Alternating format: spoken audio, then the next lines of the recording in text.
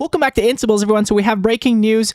Russia did meet with Ukraine this morning and nothing came of it. They did mention that they might have another meeting. But one thing we did notice today towards the end of the day, which lost a lot of momentum for us towards the end of the day, was when Canada, the US, and Germany were sending weapons to Ukraine. And Russia mentioned to anybody that helps Ukraine will bear responsibility for these actions. So there's a lot of uncertainty in the market. Again, we have Ukraine here. We have Donetsk and Luhansk. Russia mentioning that they no longer see this as a part of Ukraine. And they did attack Donetsk and Luhansk. Now, they have been trying to take the capital here in Kyiv. And it's not Kiev, it's Kyiv. A lot of people have been saying Kiev, and it's not Kiev, it's Kyiv. That's how they say it there. I know it sounds like it should be said differently, but it's Kyiv. But we have the capital here, Kyiv, that a lot of Russian soldiers could be surrounding soon. So we're going to keep an eye on this news this week. Again, the market was very choppy today because we have not seen any de-escalation. We had nice spikes in the beginning of the day because, again, Russia and Ukraine did meet up to talk. But again, nothing positive coming of this. Only seeing escalation of threats towards countries that are trying to help Ukraine and get in the middle of Russia's military operation. So again, we're going to keep an eye on this. So based on Russia still escalating into Ukraine, I'm going to go over the market with you guys here.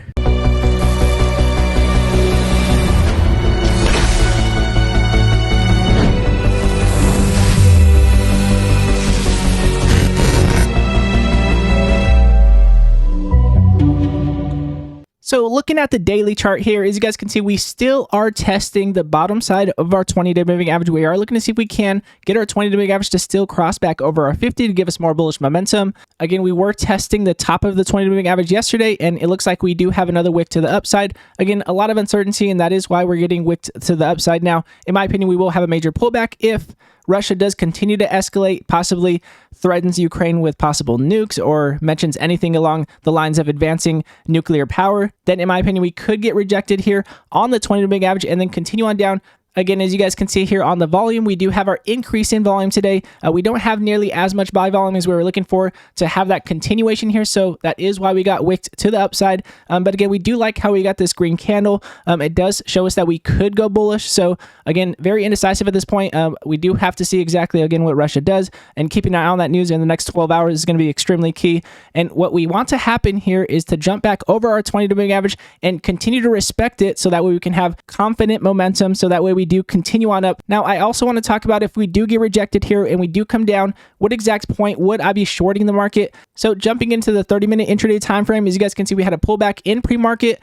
We had consolidation. We did continue on up. So what I would be looking for is to see if we are going to drop down below this level that we did consolidate at. I would want to see if we did drop down below 415. Again, we did mention yesterday, 415 was a very key level that we did need to respect to continue on up. And sure enough, we bounced exactly here on 415, right above it, continued to respect it, and we did continue on up here. So again, that was the move that we were looking for today, and sure enough, got that move.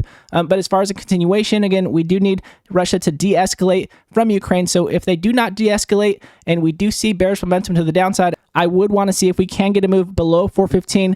Now, I do like how we got a volume spike at the end of the day. It does show us that we have potential to the upside. So if we cannot hold 435 going to tomorrow, even though we did go bullish at the end of the day, then in my opinion, we could get rejected to the upside and continue on down. I would be looking for that break here at 415 to make sure we do have that continuation and possibly test our $400 level and making sure we do play the larger emotional reactions. As you guys can see, we do have our 423 mark that we did have our gap down from. So again, we may get some volume from 423 to 415. But in my opinion, like I said, I would like that stronger move from 415 down to 400. So again, looking for that break to the downside or looking for that break to the upside. Either way, as long as we stay focused on this news and staying updated as we do every day in the Instables room. And again, if you guys are looking for intraday perspective breakouts, we mentioned these all throughout the day, Monday through Friday. We had about a 95% breakout with MULN today.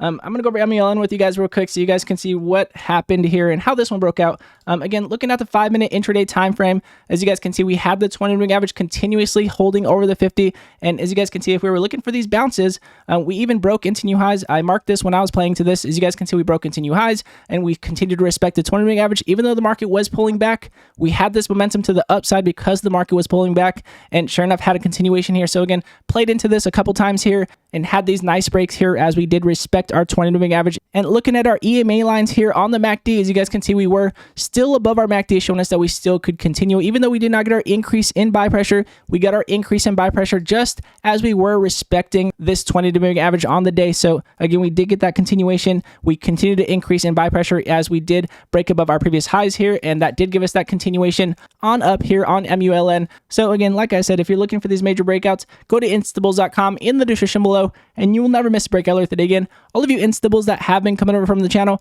over 500 members now, continuing to grow, and we will continue to grow no matter how bad the market does get. As you guys can see, we continue to have our breakouts throughout the day. Staying focused on momentum and continue to stay focused on these breakouts is exactly what we will continue to stay focused on. And again, if you guys do like this video, it does help other people find it, and it does help the channel grow, and I do appreciate it very much. And again, God bless you all, and I'll see you guys in pre-market.